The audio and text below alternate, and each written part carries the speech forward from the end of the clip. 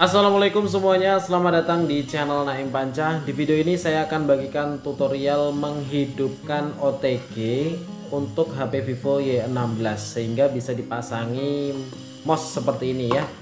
Gimana caranya? Silahkan kalian simak tutorial lengkapnya di video ini sampai selesai. Jangan lupa subscribe dan aktifkan loncengnya terlebih dahulu. Oke, langsung saja kita mulai. Untuk menghidupkan atau mengaktifkan OTG, kalian bisa langsung buka menu pengaturan.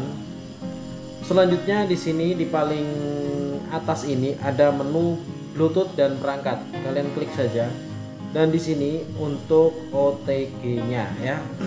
Di sini kalian aktifkan, maka nanti kalian bisa menggunakan fitur OTG ini. Contohnya bisa memasang mouse ya. Untuk menggunakan mouse ini kalian perlu menggunakan kabel OTG seperti ini ya. Jadi demikianlah tutorialnya, semoga bermanfaat. Sampai jumpa kembali di video selanjutnya. Assalamualaikum warahmatullahi wabarakatuh.